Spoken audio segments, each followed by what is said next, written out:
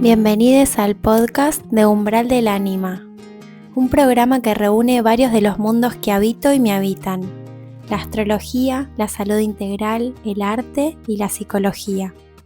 Una oportunidad para invitar a personas que admiro a que nos cuenten sobre sus universos y lenguajes y a pensar juntos cómo se expresan las energías de su carta natal en su propósito y su historia de vida. Maggie Eli es licenciada en Psicología por la Universidad de Buenos Aires. Su práctica clínica articula el psicoanálisis, la bioenergética y la micoterapia.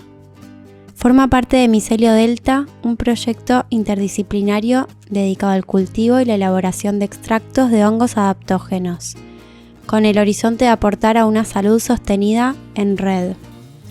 En palabras de Maggie, un cuerpo puede ser tocado de diferentes maneras.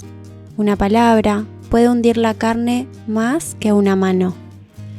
No se trata de falsas dicotomías entre la palabra del psicoanálisis y el cuerpo de la bioenergética u otras terapéuticas, ni entre el afecto de una palabra en el psiquismo y el afecto de un hongo en lo fisiológico.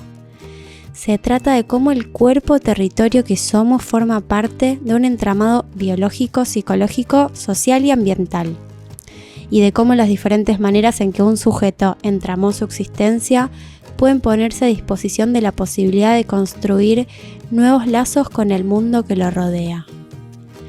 A Maggie la conocí cuando vivía en el sur. Yo estudiaba astrología y ella bioenergética. Las charlas eran eternas. Siempre me conmovió su presencia y su profundidad para la escucha, para transmitir sus ideas y compartir silencios. Maggie es de esas personas que te deja pensando un buen rato con una simple pregunta, porque suele darle en la tecla. Me acuerdo una vez que llegué a su casa, yo tenía un día de esos para el olvido. Ella no lo sabía, o sí. Me dio un abrazo sentido, me miró a los ojos y me preguntó si estaba bien. Algo que puede pasarnos todos los días. Además de que me quebré en llanto, ese día yo entendí la potencia de Maggie. Ella sabe cuándo y cómo acercarse. Siempre tiene tiempo para registrar a un otro, y su honestidad brutal y su amorosidad y suavidad juegan a la par. Bienvenida, Maggie, qué lindo que estés acá. Bueno, ¡ay!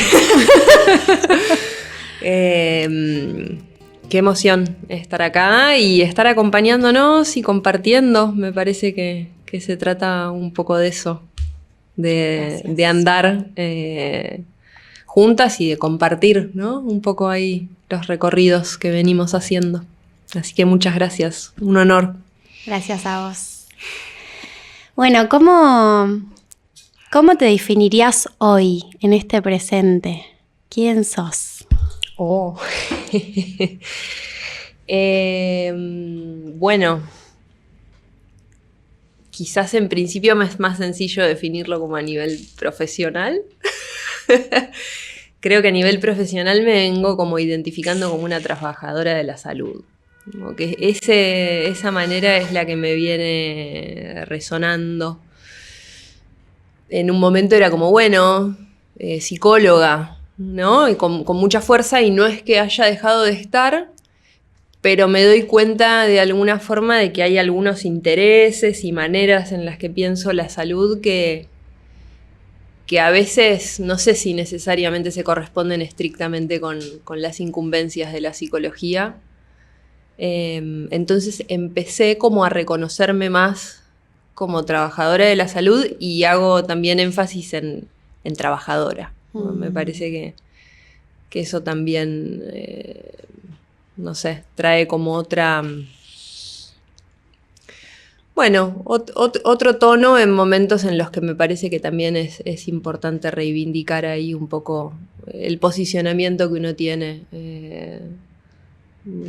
respecto al trabajo, a brindarse, ¿no? Pero también como cuidando las condiciones y cuidando ahí como los marcos de referencia. Creo que sobre todo en momentos en los que venimos trabajando tan en lo independiente, yo hoy soy plenamente independiente en algún punto, me sirve volver a enmarcarme ahí, como que me hace pertenecer a un colectivo más grande, siento, y eso a mí me da tranquilidad también. Sí, en esto de la salud sostenida en red, ¿no? Es como pensarte como parte de un colectivo, como vos decías, ¿no? Total y completamente. Con otros colegas, en mis espacios de supervisión. Y cuando digo otros colegas, de nuevo, pienso en otros colegas que se dedican a la salud, no otros colegas en términos solo de psicólogos, ¿no? A mí me parece que me viene pasando que vengo disfrutando mucho de los espacios en donde me encuentro con otras disciplinas pensando la salud. Y creo que es re valioso el aporte que cada quien puede hacer a esa área que hoy está como muy necesitada de que estemos pensándola y haciendo aportes. Uh-huh. Coincido. ¿Y quién sos como psicóloga? ¿Cómo es la psicología que vos brindás? ¿Cómo sos como psicóloga, como terapeuta?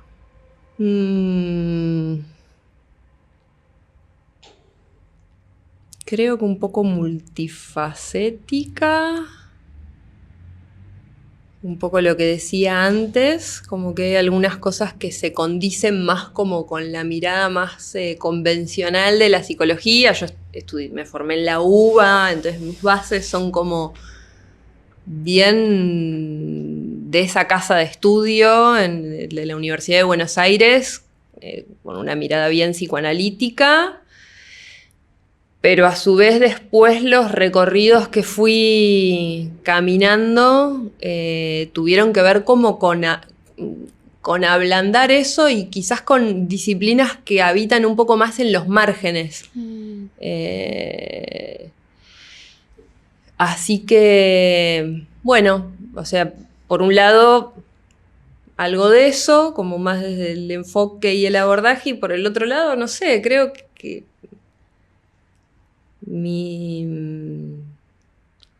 como que mi impronta un poco en el consultorio tiene que ver con alojar, como con hacer espacio y con cierta curiosidad también de lo que se va desplegando ahí en ese vínculo con el otro, como en ese caminar.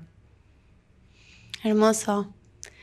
Bueno, sos terapeuta bioenergética, que me parece, de lo que conozco, una disciplina, un lenguaje alucinante. ¿Cómo llega a tu vida la bioenergética y qué lugar tiene el cuerpo para vos en la práctica clínica terapéutica?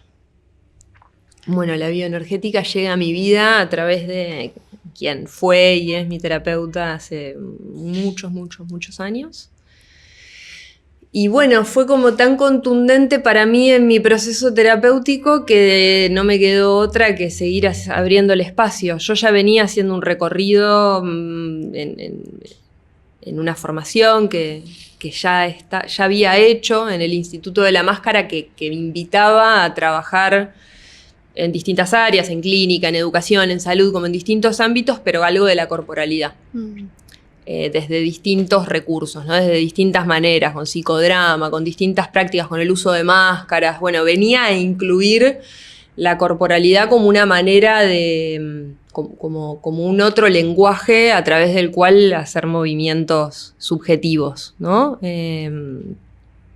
A nivel singular o a nivel de más colectivo, en grupos de trabajo. Y la bioenergética vino como a darle otra vuelta a algo de ese despertar que siento que me trajo la máscara, el Instituto de la Máscara. Vino como a darle otra vuelta y, de nuevo, como la gran mayoría de las cosas que a mí me pasan, primero las pasaron por mi cuerpo y por mi experiencia. Entonces fue como, bueno, todo un tiempo en el que yo me acuerdo que decía, yo no quiero estudiar bioenergética porque yo ahora esto es para mí. Claro.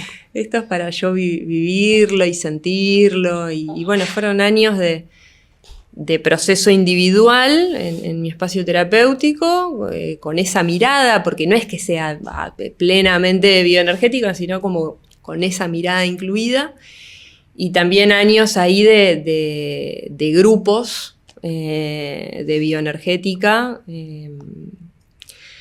bueno, que sí, que armaron ahí unos tejidos bien profundos, que después de varios años, de muchos años, me hicieron emprender más el interés por formarme en eso e incluirlo en mi clínica. Para quien no conoce nada de bioenergética, ¿cómo describirías qué es? Bueno, la bioenergética es un abordaje terapéutico, psicocorporal,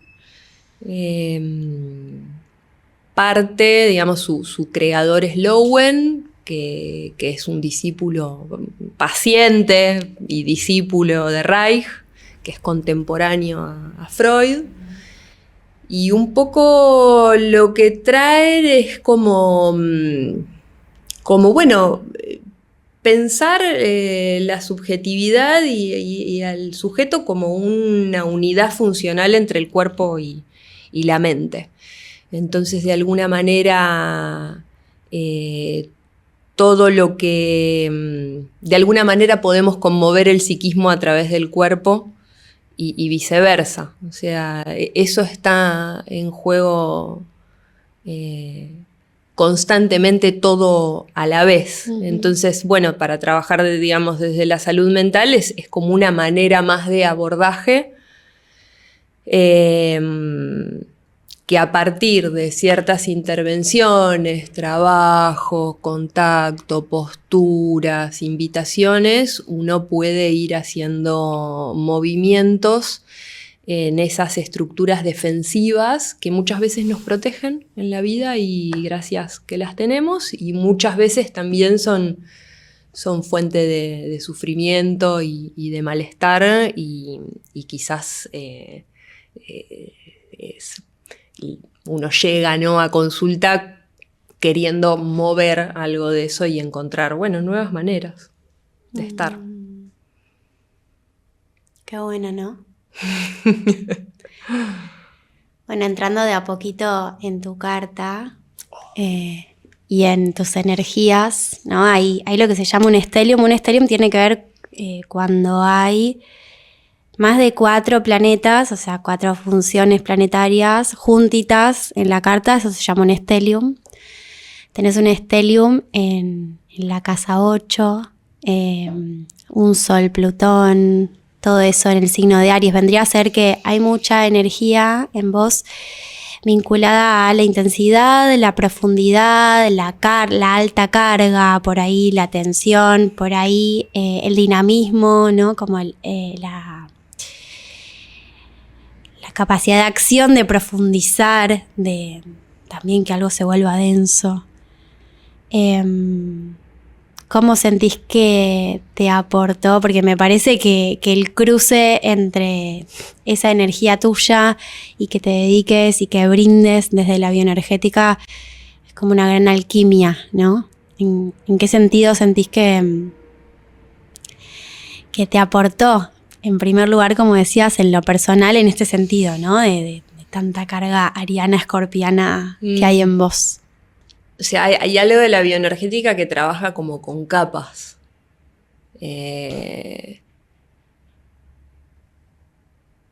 Una capa más del ego, otra capa más de las defensas y un núcleo, de alguna manera, más de cierto pulso vital muy particular de cada quien, y no sé, ahí como agarrando un poco la cualidad que me traes de estas energías de mi carta, pienso como sí, hay algo que me parece que podría haberse quedado en algún punto como un poco agarradito y que a través de la bioenergética y de distintas prácticas corporales y expresivas, bueno, pudo ponerse un poco en juego. Y siento que no es como ni eso agarrado ni tampoco eso que quizás a veces se conoce de la bioenergética como un movimiento más catártico, más de ruptura y de expresión, pero que después todo eso tiene como una integración. No siempre igual la bioenergética tiene esa cualidad, ¿no? Pero tomando quizás algo de esta cualidad que vos me traes, ¿no? Como de, bueno, de lo ariano, de lo que rompe y de lo que abre, ¿no? Y irrumpe. Bueno, por ejemplo, me fue como súper vital a mí explorar mi función agresiva en la vida, que creo que tiene mucho que ver con lo ariano, ¿no? Como eso que irrumpe, que se hace lugar, ¿no? Un poco intempestivamente, como bueno, encontrar espacios seguros también en donde hacerle lugar a eso, hacerme cargo de eso de alguna manera, conocerlo, hacerlo consciente, por más de que hay una cuota que siempre va a estar jugando a nivel inconsciente, ¿no? Pero de alguna manera esa parte que uno puede hacer consciente y puede reconocer también puede ser puesta al servicio en la vida, bueno, de estar. Con todo lo que eso implica, de llevar a cabo, ¿no? Lo que uno ahí sienta desplegar en la vida. Sí, siento que tanto Aries como Escorpio, la casa 8, digo, como son lugares de mucha potencia, en tanto justamente como vos decías, no se queden estancados, ¿no? No se queden en lugares más enquistados, digo, en donde siempre decimos, bueno, todo lo que no sale implosiona, y cuando hay tanta energía que pulsa como por salir, pienso en la bioenergética, que es una terapia que está bueno esto que traes. Yo siento que lo tengo mucho más asociado tal vez sí a la catarsis, cuando hablo con alguien que por ahí no sabe e intento transmitirle desde mi tránsito como experimentadora, no me he formado en ello, entonces lo explico así, ¿no? Como es una terapia liberadora que deja que circule los puntos estancados. Entonces decía, bueno, una persona que tiene Luna en Aries, en la casa 8, que puede ser un lugar en donde esto de las capas, ¿no? Muy casa 8, porque digo, no siempre tenemos el acceso a tocar esos lugares profundos con esa facilidad, ¿no? Y se me hace que es como un entorno en donde está un poco más facilitado, ¿no? Como está habilitado de pronto a que llegues y te pegues un grito, que descargue lo que tenga que descargarse, o algo de el peso, la densidad, ¿no? Como que pueda circular, ¿no?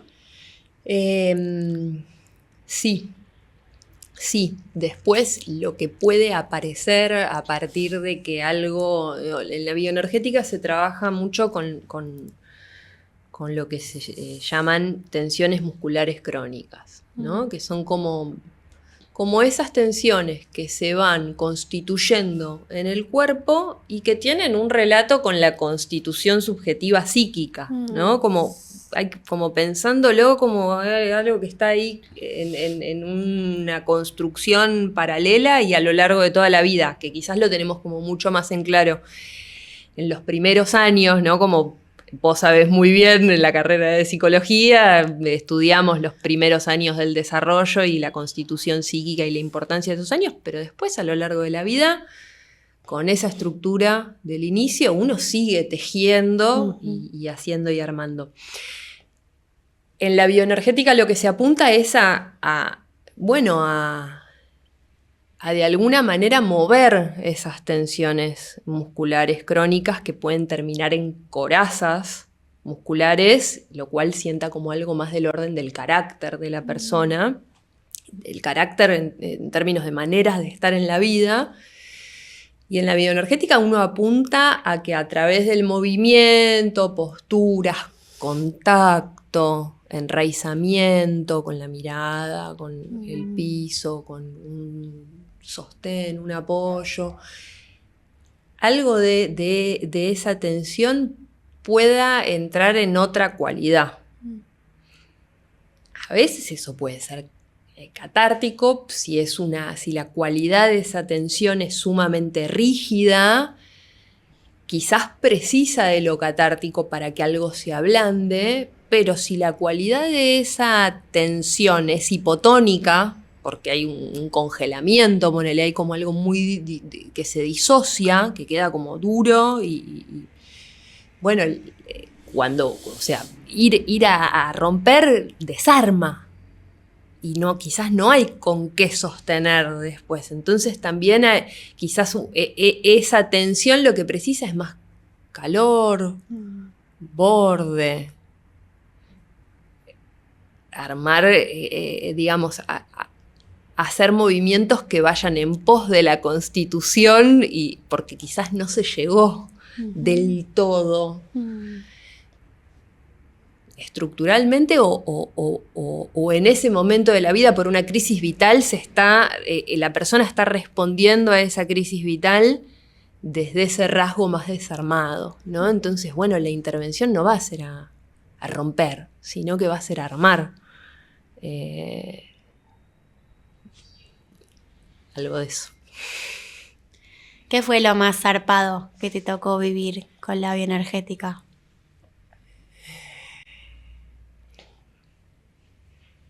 Yo creo que son este tipo de cosas así como bien sutiles y bien como de... Creo que lo más zarpado que me pasa con la bioenergética es el proceso de estar en contacto con la bioenergética, porque me doy... quizás la gente lo tiene como más conocido, no sé, con el yoga, que es como una práctica que, bueno, se trata de la práctica en sí misma y de lo que sucede a través de la práctica. Con la bioenergética para mí hay algo de esa cualidad de qué zarpado que es lo que puede ir cambiando la manera de estar en contacto con la realidad, teniendo otra disponibilidad del cuerpo para estar en la vida, ¿no? Como que a veces, o sea, es tan simple y nítido como eso. ¿Cómo queremos cambiar algo de la manera de estar en la vida porque algo nos está generando un padecimiento? Y bueno, si no es a través del cuerpo, en cierto punto, ¿no?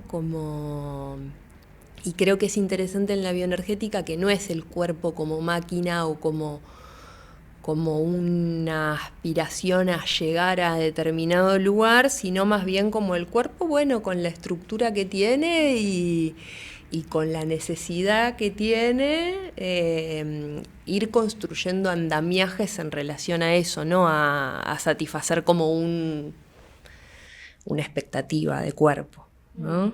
Sí, como en dirección contraria al productivismo, ¿no? Como esta cuestión de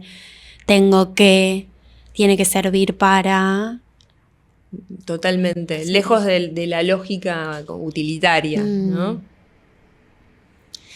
Me dijiste el otro día que el concepto de umbral se usa bastante en la bioenergética, ¿no? ¿Cómo es eso? En realidad, que forma parte te dije, umbral. Y vos me diste una definición de umbral que ahora no me acuerdo cuál era. Pero dije, me resuena como algo de lo que trabajamos desde bioenergética. Pero no es que se utilice con esa palabra. ¿Vos cómo me habías definido? Y como esto de, para mí el umbral tiene que ver con esos puntos de inflexión en donde hay un cambio de conciencia, ¿no? Como hay un salto en donde hay un cambio de estado. Llegamos a un lugar en donde es evidente que toca o pegar un giro o hacer un cambio, pegar un salto. Para mí el umbral es como ese punto de hasta acá o desde acá. Sí, creo que quizás en ese lo relacioné, o ahora me sale relacionarlo como... Para mí la potencia de lo terapéutico en todos sus, en todas sus posibles expresiones o disciplinas tiene que ver con algo de lo que sucede en el entre. Y lo pienso como ese umbral en el que algo cambia. El entre lo propio y lo otro. Que lo otro puede ser el terapeuta, ¿no? La otra persona con la cual estamos conversando, y lo que está saliendo de acá no sos ni vos ni yo, es como algo que armamos acá. O puede ser lo otro también adentro de uno también, ¿no? Como creo que cuando uno va a un espacio terapéutico, para circunscribirlo un poco más, de alguna manera uno va como sabiéndose en un montón de cosas, y yo, o las identificaciones que cada quien tiene, y en algún punto hay algo del orden de lo inconsciente, de lo que incomoda, de lo que hace síntoma, que está ahí también, por suerte. Por suerte, no dejándonos domesticar del todo, ¿no? No dejándonos acomodar todo. Creo que es ese umbral, esos momentos en donde hay algo de lo que nos es desconocido en algún punto, que es por donde circula la vida, que es por donde algo se puede seguir tejiendo, ese lugar. Yo tengo un tatuaje que es como un enso, ¿no? Que es un círculo, pero que no cierra, y a mí me parece que en donde no cierra es en donde podemos dejar que lo otro entre, y que podemos enlazarnos entre las personas, con una ocupación, con un oficio, con el entorno en el que vivimos, y armar un tejido que nos sostenga de algún modo. Sí, en esto del tejido que nos sostenga pienso en los espacios grupales que facilitabas con Caro, ¿no? Como el valor de la ronda y de atravesar estos procesos en grupo, ¿no? ¿Cómo viene siendo ese proceso? Sí, para mí viene siendo como muy necesario a nivel como profesional y personal estar formando parte de grupalidades. Como el consultorio puede ser una tarea que se pone un poco solitaria si uno no se arma de otros espacios en donde la cosa circule con otros. Y me parece que para las personas es re importante encontrarse con otros que estén de alguna manera haciéndose otras preguntas, pero que por un lado las preguntas de cada quien terminan de alguna manera siendo atestiguadas por los otros, y eso creo que es como muy significativo. Como el punto de apoyo y de referencia que puede dar del propio proceso la mirada de un otro. Y que a su vez, bueno, estamos en tiempos como de mucho aislamiento, de mucha hiperconectividad, pero de muchísimo aislamiento. O sea, la soledad está siendo como uno de los grandes padecimientos a nivel mundial, ¿no? No importa en qué cultura te encuentres, no importa, o sea, estamos teniendo como una epidemia, ¿no? en relación a eso, y creo que entonces lo que nos queda un poco es encontrarnos, como y armar dispositivos, como yo, digamos, desde mi función como trabajadora de la salud, y bueno, a mí lo que más me viene interesando es armar dispositivos en donde la gente se encuentre.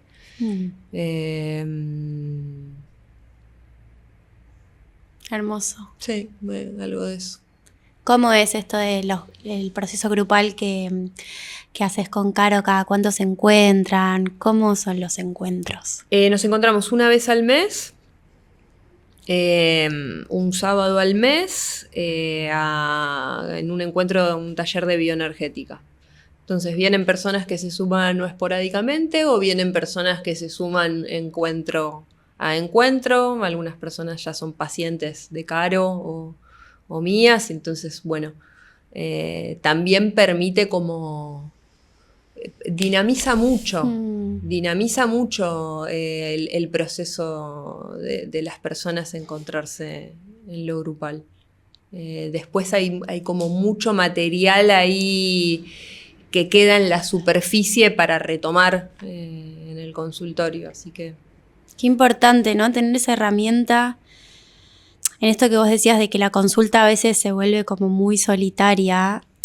Para el 2, para el entre se vuelve muy solitario, ¿no? Digo, como algo de que tal vez llegan puntos en donde hace falta que circule de otro modo, ¿no? Y que es necesario como el grupo. Al final nos movemos en sociedad, no nos movemos de a una, de a uno, de a une. Total y completamente. ¿No? Yo también muchas veces percibo como ese límite. Como de algo, como de acá hay que hacer un movimiento. Y a veces ese movimiento tiene que ver con que se incluyan en ese otro espacio y a veces ese movimiento tiene que ver con otra cosa, ¿no? Inclusive quizás con la toma de hongos, ¿no? O con simplemente plantearlo, ponerlo un poco en común y decir, hay algo trabado, ¿no? Bueno, ¿qué hacemos con esto? Y en la consulta individual también pones al servicio la bioenergética y entra en juego el cuerpo, ¿no? Sí. ¿Cómo es eso? Porque yo a veces me río como en algunos espacios de supervisión o algo que es como, bueno, las primeras veces me pasaba, no, porque tal persona no quiere trabajar con el cuerpo y un poco mi supervisor se me reía y me decía, ¿y qué hace? ¿Deja el cuerpo afuera cuando entra al consultorio? Claro, el cuerpo está igual. Entonces también con el tiempo fue como empezar a entender que no hay manera, digamos, de no trabajar con el cuerpo en la consulta. Después uno por la propia formación lo puede tener un poco más como en conciencia y puede estar como un poco más atento al lenguaje que está teniendo el cuerpo.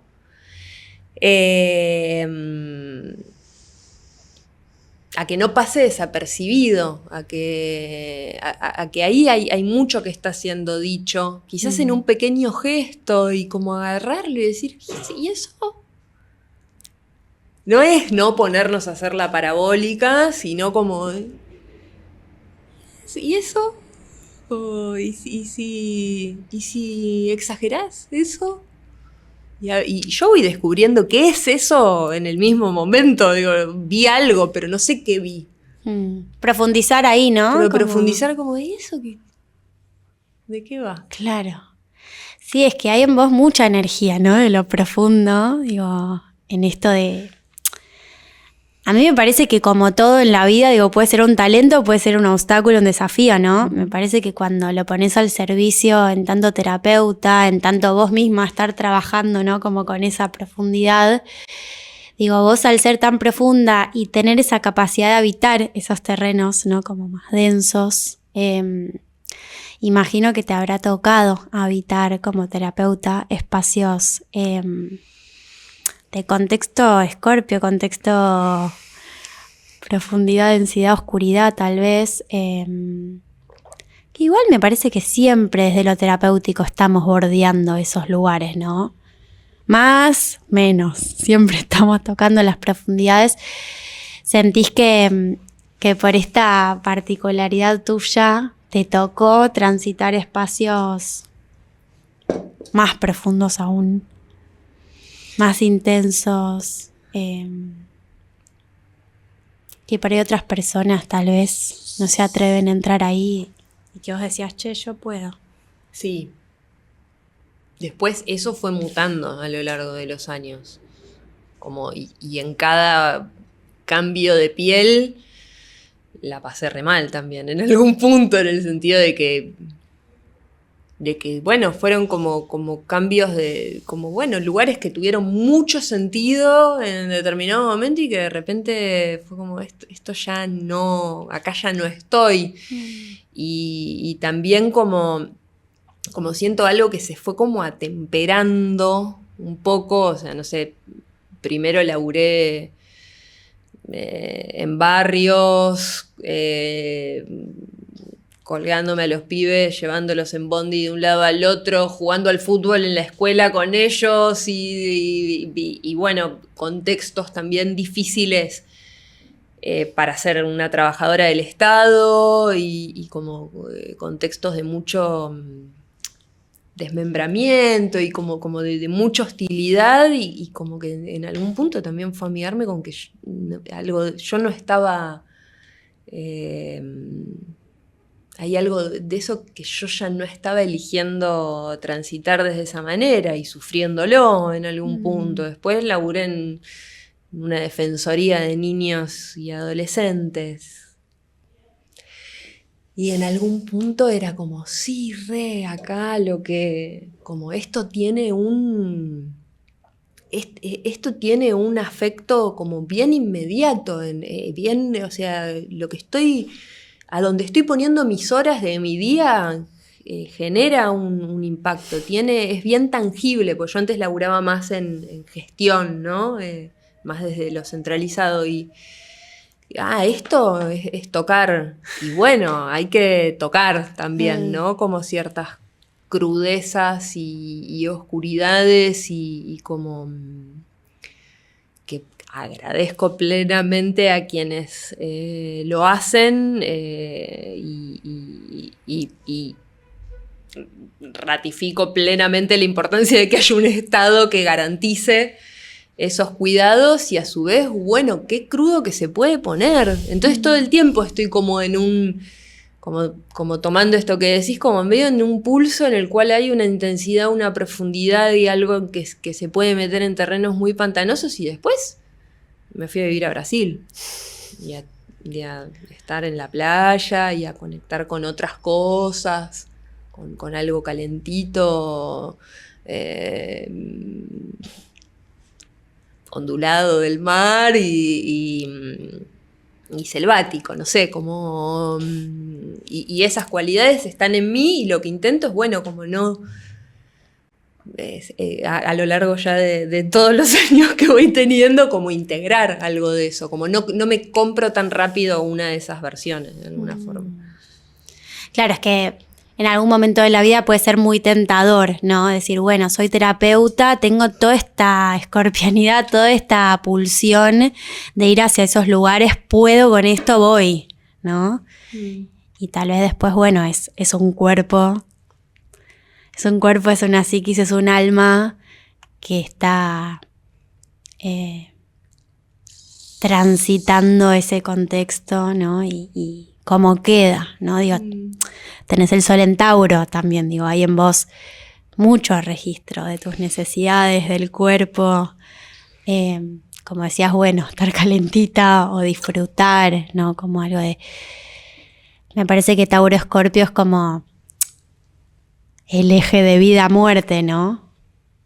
Como si fuera que, bueno, el camino de tu carta es un poco ir pendulando, ir oscilando entre procesos que tengan que ver con lo vital. Ya iremos a otra de tus disciplinas que me parece que es muy taurina.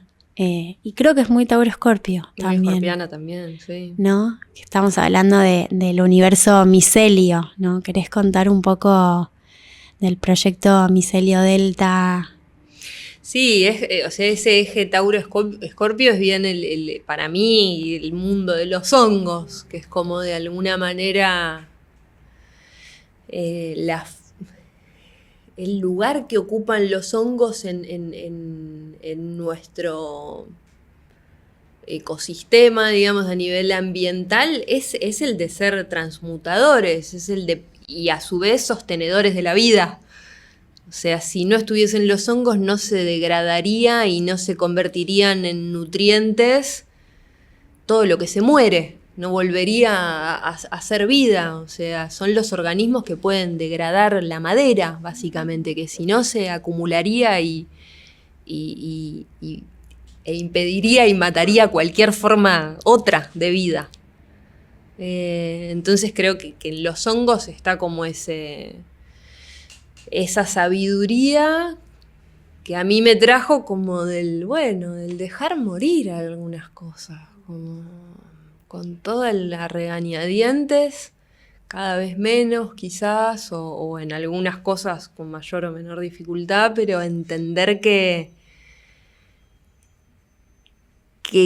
que es parte y que también eso trae como mucha vitalidad en algún punto y en algún momento. Bueno, y me preguntabas por el mundo particular también ahí de Micelio Delta. Y en Micelio Delta, bueno, nos dedicamos al cultivo de hongos adaptógenos y a la elaboración de extractos a partir de ese cultivo. Los extractos son como, bueno, es la manera en la que podemos conservar y de alguna manera hacerle llegar a las personas de manera concentrada y segura todas las moléculas y todos los principios activos más valiosos de esos hongos. Sí, además cosechan, hacen la extracción, digo, ustedes participan en todo ese procedimiento, ¿no? Además de que vos venís transitando personalmente, ¿no? Como una relación, me hablabas el otro día, ¿no? De la relación con el hongo. ¿Cómo llegaste al momento de decir, bueno, quiero brindar esto a la comunidad? ¿Cómo empieza a aparecer el cruce entre salud mental y los adaptógenos? Voy llegando a distintos momentos y lugares y eso está como todo el tiempo en construcción. Para mí el acercamiento a los hongos primero fue como alimento, en un momento en el que mi alimentación era vegetariana y fue como, ¿qué es esto? Me junté con un amigo, armamos las bolsas de cultivo, me llevé a mi monoambiente, clavé unos clavitos así en la pared, colgué de unas redes unas bolsitas llenas de sustrato y a los 5 días tenía unas gírgolas así, unas flores de gírgolas. Me comí unas milanesas riquísimas y fue como, ¿qué? Como me parece interesante esas hibridaciones entre la posibilidad de cultivar y de tener tu propio alimento. Era pandemia también, ¿no? Como la sensación un poco de una debacle y de una crisis mundial, como de esto para dónde va, que creo que estamos en esa misma sensación. Y a su vez la hibridación como decir, y bueno, y a su vez vivo en un monoambiente. Sí. Y esto es donde vivo, esta es la posibilidad y de repente decir, y acá se puede, entonces puedo tener mi propio alimento. Algo me voló la cabeza. Y después, ya a partir de ese camino, me empecé a meter a partir de un espacio grupal, también de la mano de una política pública, de cambio rural y de Martín, que es el referente del INTA en el Delta, que nos convocó a un grupo de productores y interesados, porque la verdad que tampoco era una productora de hongos en absoluto, pero estaba el espacio para poder aprender y crecer y ahí, bueno, fuimos, digamos, ahí empezó como a aparecer el mundo de los adaptógenos, que son estos hongos que su cualidad, digamos, su experiencia como entidad es la de haber vivido en lugares muy hostiles y la de haber desarrollado ciertas moléculas, haberse constituido de tal manera de poder afrontar esa hostilidad, ese territorio poco amigable, con la mayor cintura posible, ¿no? Como con posibilidad de entrar en diálogo con ese ambiente y sobrevivir. Y eso es un poco lo que nos dan los adaptógenos, de alguna manera, en ambientes como muy estresores, sea por el contexto, o sea porque el propio ambiente de la propia salud del organismo está transitando una enfermedad, acompaña al cuerpo a armarse de un colchoncito en algunos parámetros que son como los así como bastante basamentales, que es como más el sistema inmunológico, más la desinflamación del organismo, su cualidad antioxidante, como en esas bases ayuda al organismo a poder sobrellevar momentos más de crisis, digamos. ¿Querés contar de alguno o de algunos hongos en particular y sus beneficios? Así como los más famosos, digamos, son la melena de león, el reishi, el córdiceps. Después está el trametes, que es más conocido como cola de pavo. El cola de pavo, por ejemplo, tiene muchísima investigación en Oriente, creo que es en Japón inclusive, que ya extrajeron una de sus moléculas, PSK, que sirve mucho para acompañar, la usan como coadyuvante de procesos oncológicos, porque los procesos oncológicos muchas veces afectan el sistema inmunológico y con eso ayudan a que el cuerpo pueda tolerar mejor esos impactos. Después la melena de león también tiene, es como...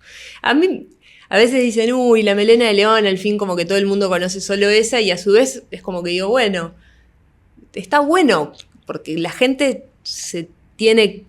es como se familiariza, ¿no? Y como se anima también a acercarse a un organismo, ¿no? A un hongo que quizás en el común denominador, cuando mencionan la palabra hongos, o es champiñón o es malo.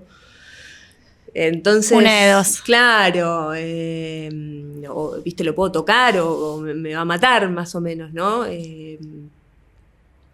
Entonces, el melena de león también es un hongo bastante difundido, que hoy tiene usos gastronómicos y también tiene usos como adaptógeno.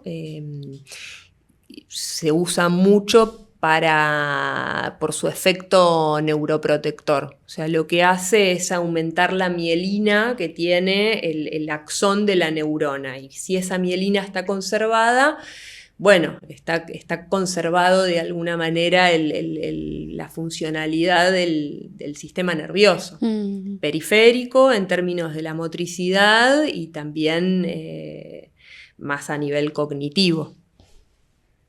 ¿Por qué adaptógeno? Porque le permite esto como de adaptarse mejor a condiciones, a factores estresores.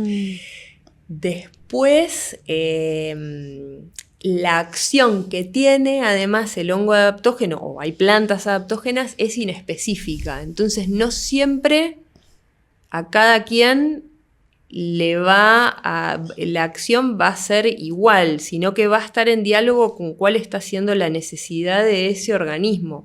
No es que siempre sube y refuerza las defensas, a veces la baja cuando hay una sobreestimulación del sistema inmunológico.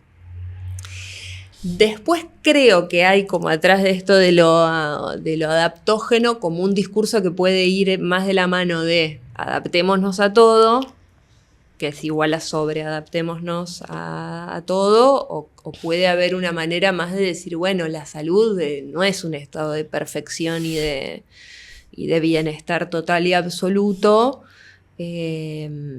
Los adaptógenos pueden acompañarnos a sobrellevar de otra manera, a abrir un espacio para sobrellevar esos avatares de la vida de otra manera y en tal caso entrar en diálogo con esas dificultades y con esos malestares para que se armen otros entramados alrededor de eso.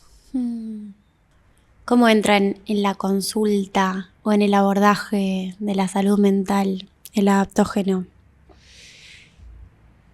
Y yo creo que de una manera como muy parecida a la bioenergética, de algún modo, porque en la bioenergética también está esto que te decía recién, como del abrir espacio.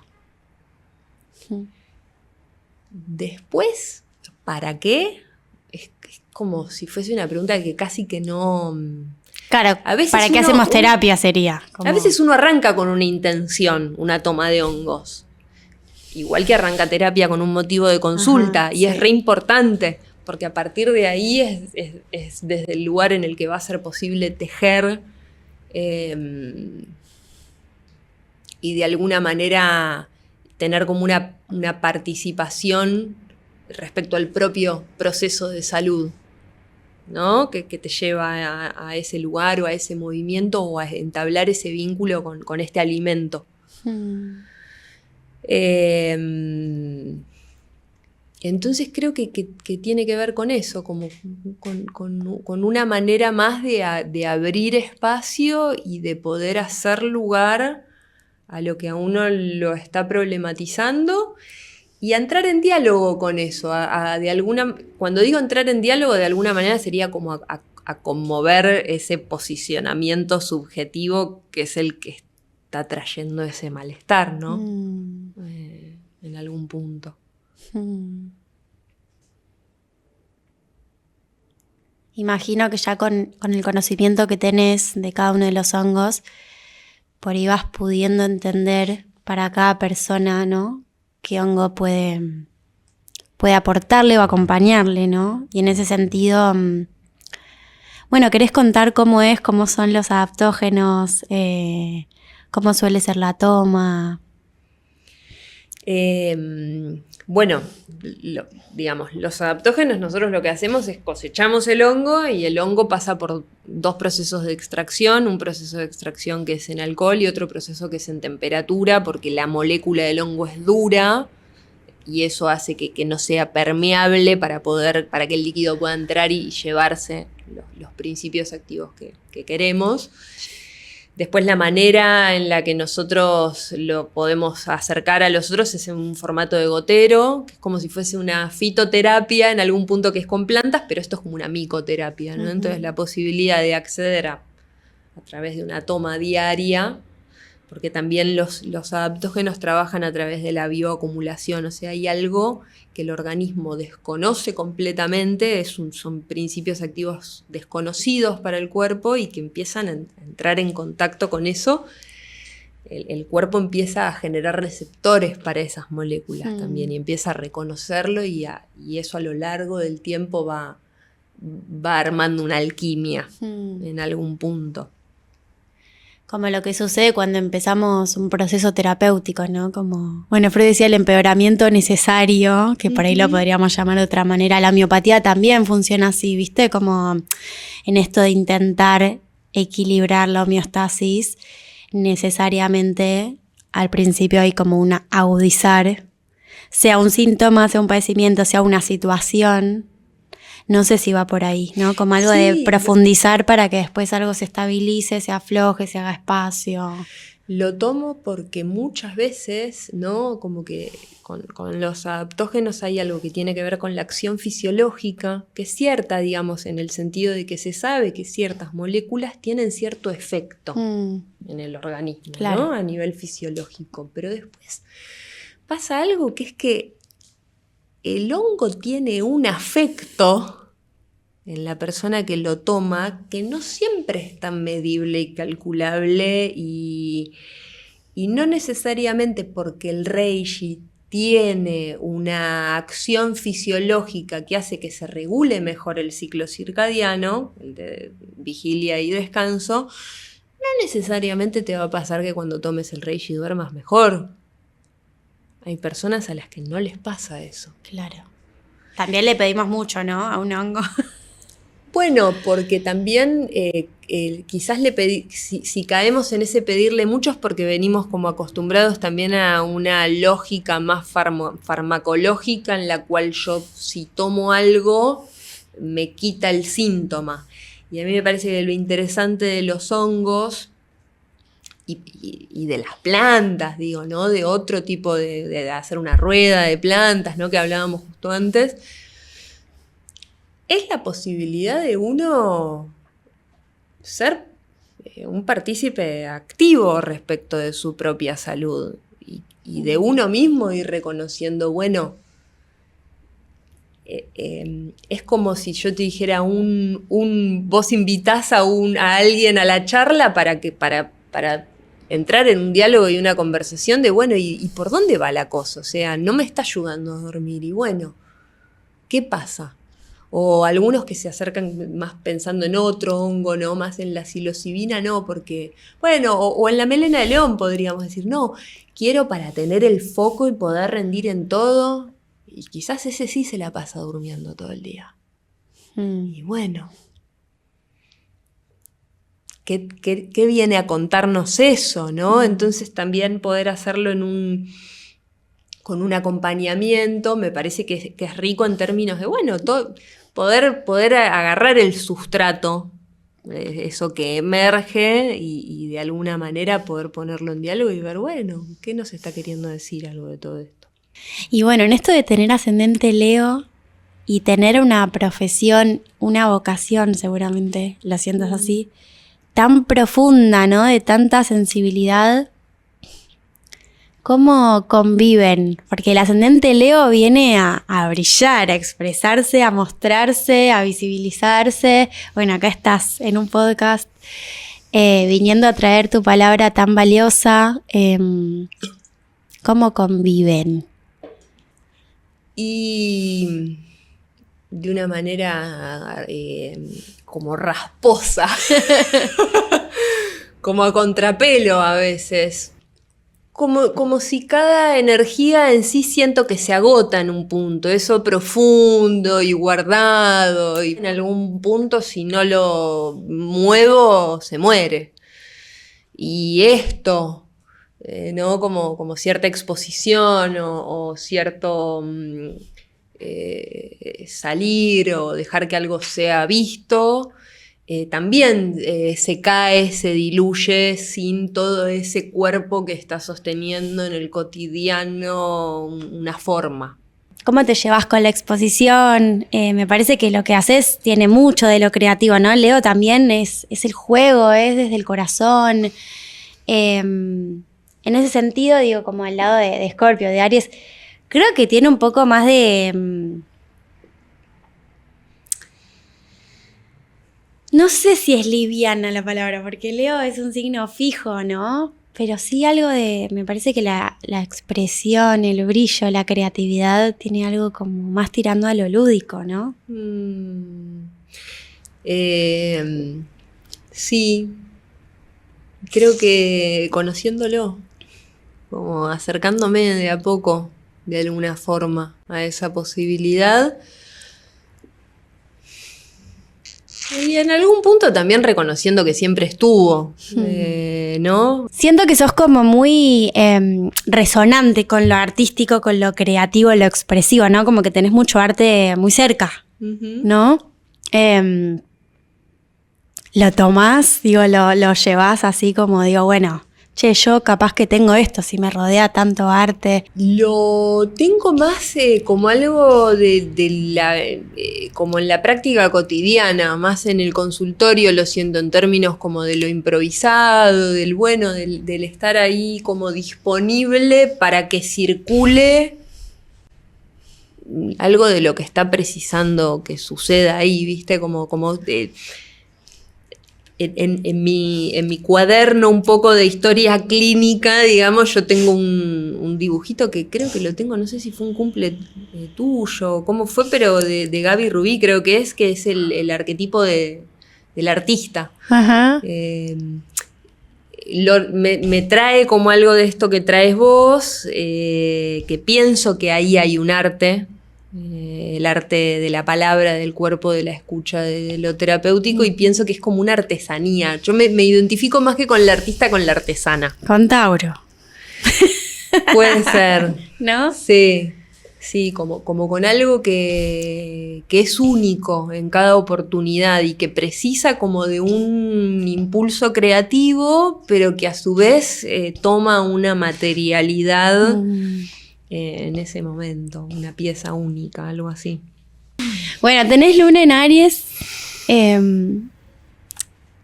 Dice la Luna en Aries que la batalla tranquiliza.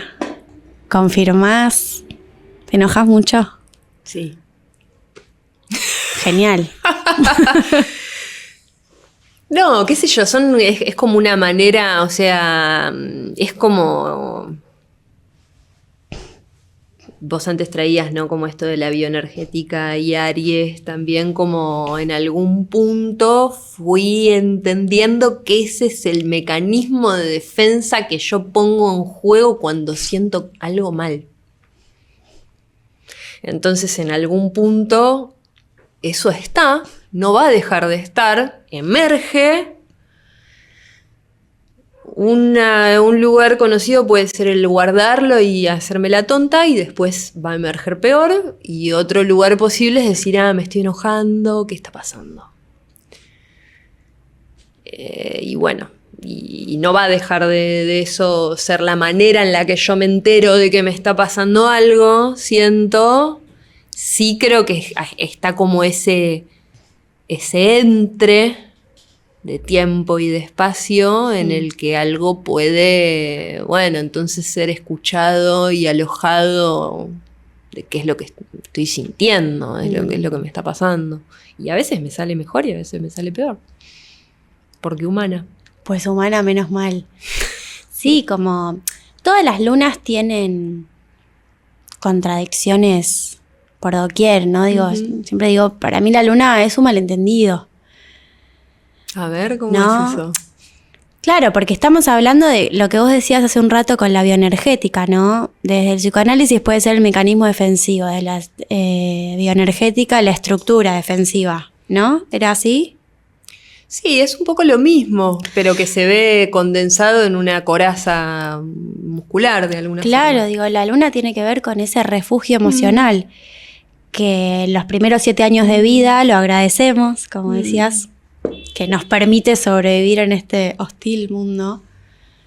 Y también sentir mucho placer en este bellísimo mundo. Total. ¿No? Como... Digo, es que busca eso también, busca como esa satisfacción erótica, me parece, ese goce, ese lugar de sentirnos amadas. La luna es la búsqueda del amor también, que funciona en los primeros años de vida. Lo que pasa es que nos acompaña toda la vida. Entonces, el tema es cuando vivimos desde la luna, como vos decías.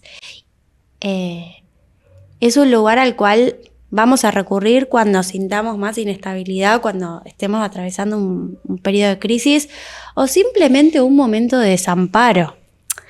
Entonces, en esto del malentendido, digo, todas las lunas tienen una asociación como muy imbrincada de qué es el amor, ¿no? La luna en Aries asocia el amor a la agresividad o a la reactividad, ¿no? Como en esto de... Porque para la luna en Aries es muy importante manifestar y marcar su propio deseo. Pero para marcar ese deseo tiene que haber alguien que venga a invadirme. Entonces ahí se empieza a armar como este núcleo, este mecanismo lunar. Por eso digo, bueno, es un malentendido que la luna en Aries recibe amor enojándose. Pero hay una parte muy, muy profunda y arraigada que se lo va a contar una y otra vez, ¿no? Entonces, en ese sentido, para mí, el concepto de malentendido creo que esclarece, porque es como algo de, ok, yo lo siento que si me enojo me voy a tranquilizar o voy a encontrar el amor ese que estoy buscando, pero a la vez no recibo amor cuando me enojo, ¿no? ¿Sentís algo de esto? Sí. Bueno, porque yo creo que así como las corazas o las estructuras defensivas, ¿no? Que nos sirvieron para sujetarnos en el mundo de alguna manera, ¿no? Constituirnos subjetivamente. También en muchas ocasiones terminan siendo más una desconexión de la vida y de la realidad. Sí, es una regresión que tenemos. Volvemos a ese lugar de niñas. Porque es el surco que está armado e inclusive que tiene cierto tono a nivel corporal. Y cierto espacio, ¿no? Como en el que algo puede procesarse y no sé, un cuerpo, por ejemplo, bien macizo, lo que en bioenergética se llama más como el paquete de yerba, que es como bien así, como que parece que no lo podés, no le podés entrar por ningún lado. Y bueno, probablemente el enojo sea algo que queda abajo de 7 capas protectoras, ¿no? Por decir. Y a fin de cuentas esa manera digo, volviendo un poco al enojo, y sí, en algún punto quizás ese mecanismo poco tiene que ver con la necesidad más vital, que puede ser súper diversa, porque no necesariamente tiene que ver con recibir amor, sino que a veces tiene que ver con poner un límite y con que el amor pueda circular, pero a través de una distancia y de un borde. Desde ya, digo, también, por eso es que la luna tiene tanto talento, digo, al representar un lugar tan sagrado en los primeros años de vida, en esto de la constitución psíquica, la primera identificación que hace la conciencia, digo, la luna en Aries tiene un talento absoluto en el dinamismo. Vos hablabas mucho del dinamismo, como bueno, pongamos en movimiento, en el inicio, en la independencia, ¿no? En distinguir mi deseo del tuyo, ¿no? Que para un Sol en Tauro, que tiene que ver más con el apego, tal vez, ¿no? Como con lugares más fijos, con esta luna en Aries, pero que está en la casa 8, que puede tender a esto de lo fusionante, aparece como una tensión, ¿no? Entre esta cuestión más independencia, más te pongo un límite, más yo necesito esto, y más yo necesito todo con vos. Sí, o conservar. Tauro me parece que tiene que ver con conservar, sí, como algo de cuidar, que no se rompa nada, que nada se ponga en riesgo. Y bueno, y ahí la vida. Y ahí danzar. Sí, y ahí mirar el hongo y ver que en 5 días hizo así, y se volvió tierra de nuevo. Wow, claro. Y bueno, como que también es como... Sí, mientras más energía uno pone en retener, me parece más desvitalización hay. Bueno, y no hablamos de algo muy importante, que es que ese Sol en Tauro está en la casa de los ideales, de la búsqueda de justicia, de la búsqueda del sentido, más bien, ¿no? Como que los soles en 9 permanentemente se están preguntando cuál es el sentido de la existencia, entonces salen a buscar, ¿no? Nuevos lenguajes, ideologías, como nuevos lugares hacia los cuales aferrarse para confiar y para entregarse en la vida, ¿no? Un Sol en 9 que ha viajado también, que encuentra sentido viajando cuando sale a explorar, como hacia afuera, va ampliando su campo de conocimiento. ¿Te consideras una persona idealista, militante? Sí, y también como que hay algo que me alivia mucho, que es cuando eso se rompe. Como me duele, pero últimamente como que también encuentro una otra posibilidad de concebir las cosas y digo, porque los ideales también se caen. Y las idealizaciones también se caen, y mientras más altas, más estruendo.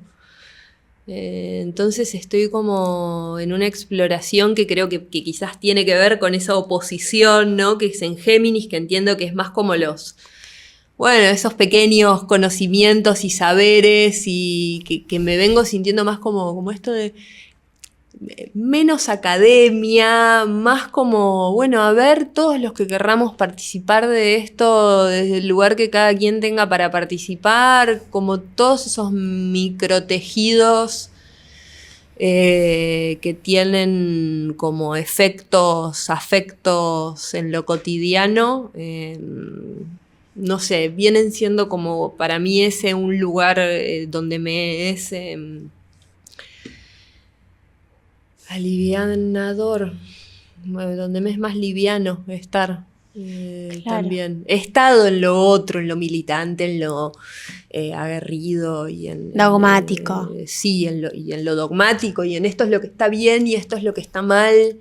Digo, tengo mis líneas, ¿no? Como para mí es fascismo o antifascismo en algún punto la charla, ¿no? Pero después, dentro de lo que abra como una concepción del otro que sea amplia, que el otro semejante, ¿no? Como tomo a Silvia Bleichmar, creo que es que habla del otro semejante en una noción amplia, como que no, si no siempre los que están del otro lado son los enemigos y son todos, menos yo y mis tres familiares, ¿no? En algún punto. Entonces, mientras que esas líneas estén cuidadas, después, no sé, estoy como queriendo alivianar un poco la cosa, digamos.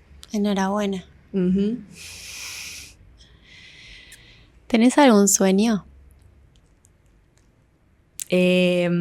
Sí, creo que algo como del orden de una casita, una construcción de un hogar en un entorno amigable, más natural y rodeado de afecto, es un sueño. Qué lindo que es Tauro con su simpleza, ¿no? En ese sentido. Quiero una casa y vivir tranquila, ¿no? Yo siento que las taurinas, las taurines, tienen como una gran sabiduría acerca del buen vivir. ¿Qué es para vos el buen vivir? Bueno, el buen vivir es una expresión que vengo escuchando ahora muy de los pueblos originarios, que tienen como esa corriente para pensar la salud y los entramados comunitarios, ¿no? Desde el buen vivir, la cocina, los vínculos, los acuerdos sociales, ¿no? Como estableciéndose alrededor de ese, no sé, como de ese eje rector. Y para mí el buen vivir es armar lazos, es estar enlazado de alguna manera con la vida, no de alguna manera igual, ¿no? Como creo que en estos tiempos estamos necesitando mucho enlazarnos de alguna manera, y enlazarnos no es pegotearnos, no es bueno... Registrarnos, reconocernos, ¿no? Reconocernos, formar parte de espacios comunes en los cuales la diferencia también pueda tener lugar. A veces se puede, a veces no, qué sé yo, no vengo con un conocimiento, al revés, estoy en esa práctica de algún modo, ¿no?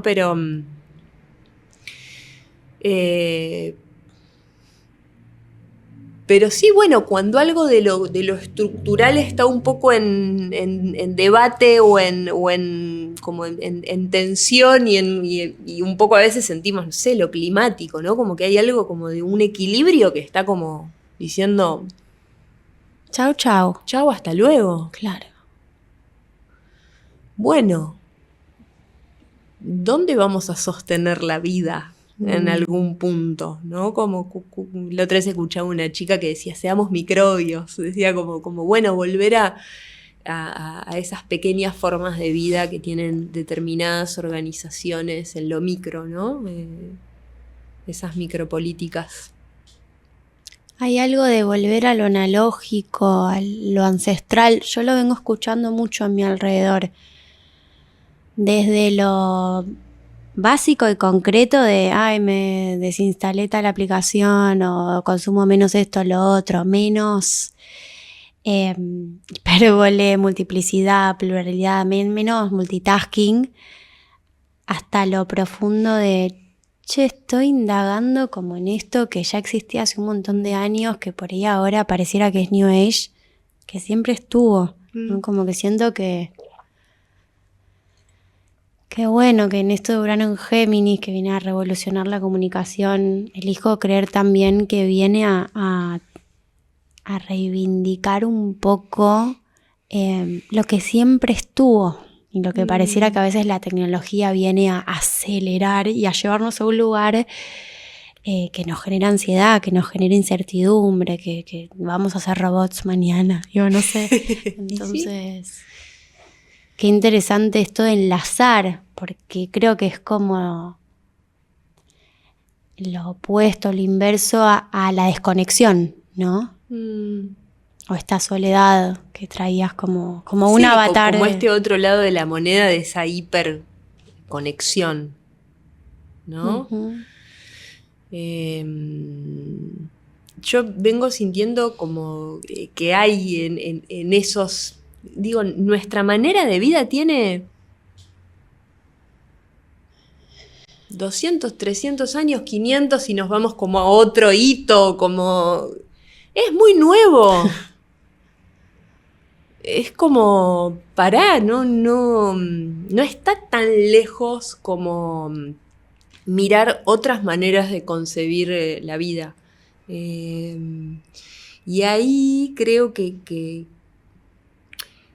de alguna manera, para mí es una experiencia bien como de un temazcal, ¿no? Como cuando todo se cae, el temazcal, ¿no? Como una ceremonia en la que uno entra en ese... como vientre de la tierra, ¿no? Y la experiencia es un poco con todo ese calor que es como que algo se va cayendo y uno se va cayendo y hasta que te das cuenta que lo que te sostiene es la tierra y que no hay nada más que sostener en algún punto. Creo que en un momento en el que todo se está cayendo, en algún punto, bueno, ahí en esos saberes más tradicionales hay como un vínculo con lo esencial y con eso que no tiene tanto artefacto montado alrededor. Bueno, que quizás sea un lugar a ir a escuchar como bueno, cómo conservar lo importante y a su vez... No sé, yo vuelvo a traer como algo de, bueno, yo los hongos los cosechaba en el monoambiente, pues estaba viviendo en el monoambiente. Entonces, en algún punto lo digital y lo robot, todo eso también es parte. Vamos a tener que ver qué hacemos con esos entrecruzamientos y esas hibridaciones pero creo que hay un lugar al cual volver a escuchar que sabe que tiene una manera de ver el mundo que nosotros nos olvidamos. Algo así. Hermoso. Bueno, gracias. Bueno, gracias. Por traerte. ¿Cómo hacemos para encontrarte en las redes? Encontrar lo que haces, encontrar a Micelio. Micelio. Te trajimos un regalito. Ay, gracias. Aquí. Muchas gracias. Te voy a dar un abrazo.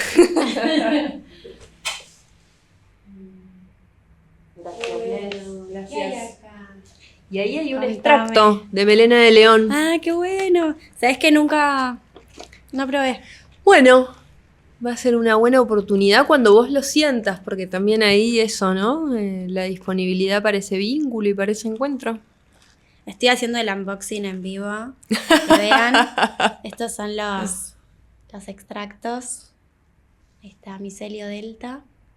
Y a Micelio Delta lo pueden encontrar en las redes, en Instagram como @Micelio Delta.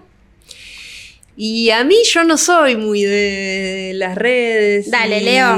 Dale, ascendente Leo. No, creo que mi Instagram más de laburo es psi.magieli, pero ni siquiera estoy segura. Bueno, igual ahí te podemos encontrar. Sí, ahí me pueden encontrar. Y si no, a través de Les, que ella sabe mi número de teléfono, que es la manera ahí en la que... Para recuperar lo analógico. En la que es más fácil. Hermoso. Un placer enorme. Muchas gracias. Para mí también. Gracias, que sigan estas charlas nutricias acá y en donde sea necesario que se repliquen, ¿no? Muchas gracias, Les. Gracias. Un placer. Si te gustó este episodio, te invito a que me sigas en mis redes sociales @umbraldelánima, que te suscribas a este canal, que se lo compartas a alguien que pueda resonar, que me ayuda un montón a seguir creciendo y a que este mensaje pueda llegarle a más personas. Gracias, nos vemos en el próximo capítulo.